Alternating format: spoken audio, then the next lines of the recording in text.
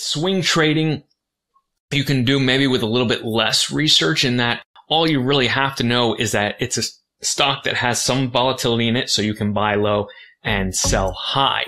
My name is Paul Vasquez, JD. That's how you'll find me on the YouTube. I am the founder or the president of Founder 2, why not? Tax Lab, Pro Business Solutions, co-founder in the Singularity Network, and inventor of the hat tag. How about that?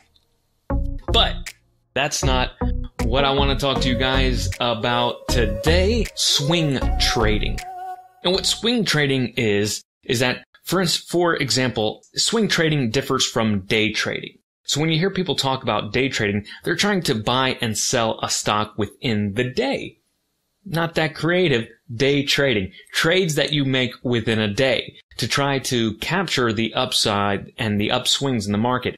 Day trading is great if you have all day to sit in front of your computer every day, and it's basically your life at that point. That's your job if you're getting involved in day trading. For those of us who have other interests that they'd like to pursue in their life besides just trading, trading and stock investing is just one of your interests, then this is where the Robinhood app comes in handy. The Robinhood app does not let beginners day trade. You have 3 possible day trades that you can do on the Robinhood app before they cut you off. Robinhood's not a great app for day trading. What it is good for is the first thing that I started doing when I got the Robinhood app, and that was swing trading. Swing trading is like day trading, except it's not done in a day. What you do is you buy a stock. Hopefully you've spent some time learning about it, but you buy a stock, buy low, sell high. I'm just a YouTube guy, so, this is all just for entertainment. Not really, it is I hope I'm entertaining, but I hope you do learn something. What you end up doing with that knowledge is on you. Hopefully you do some good with it. Don't forget to love that like button and tickle the subscribe button. Or I guess on the TV, maybe depending on how this turns out, buy low, sell high. Wherever you're from, that's the order. And that's the idea, to kind of capture these little gains. Now, what often happens is people get excited about capturing those little gains. But swing trading's very basic. A couple words of note on that is that trading can be a taxable event. When you sell a stock, it can be a taxable event. You can buy, so long as you have the money to do that. But then when you sell, that's when it becomes a taxable event.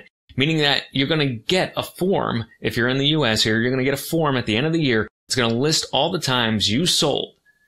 You say, well, not a big deal. I just pop that into the taxes. Well, if you do your own taxes, yes, probably not such a big deal, except it takes your time. So you have to kind of value what your time is worth. If you're not using your time to input all that data, and Robinhood is not so great so far at integrating with tax software.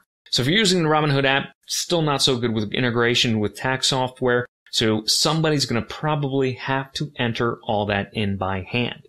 If you're entering all that information in by hand, either you're going to have to do it or you're going to pay somebody to do it.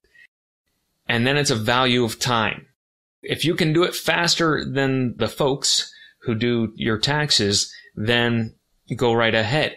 If not, maybe you have them do it. You'll be paying. When I was looking at it, it took me probably about $1 is what I kind of averaged. $1 per time I sold. So that can go into your calculations, right? You want to, if you're doing the swing trading, make sure that you're calculating out how much that swing trade will cost you to do. So you want to probably make more than $1 on your trade. If you're starting off and kind of just feeling out one stock at a time, it might take you a little bit longer, or you might have to look at different stocks and look at those with a little bit more volatility maybe. Because that volatility is how you're going to make money with both day trading and swing trading. If you don't want to watch the volatility, it's fun. It is fun. I do kind of like it, but it's just time consuming. And I want to concentrate my day hours on things that I can make a lot more money doing with my mind than just staring at a screen waiting for something to happen or not to happen. A bit more proactive as far as that goes. Swing trading, you can do maybe with a little bit less research, in that all you really have to know is that it's a stock that has some volatility in it, so you can buy low and sell high. Or if it's a stock that you think is going to just keep appreciating, but then you know it well and you know when it'll dip and when it'll rebound and things of that nature. That's sometimes what some people do, is they learn a particular stock or a certain sector for the swing trading. Don't forget to love on that like button, tickle the subscribe button, and oh yes, if you want to learn how to make yourself more robust and give yourself a better possibility of sailing through with more security any type of economic crises like we have with the coronavirus, then please don't forget to check out this video. I actually posted it before that whole crisis actually hit, before we even heard about stuff going down in China. So don't forget to check out that video.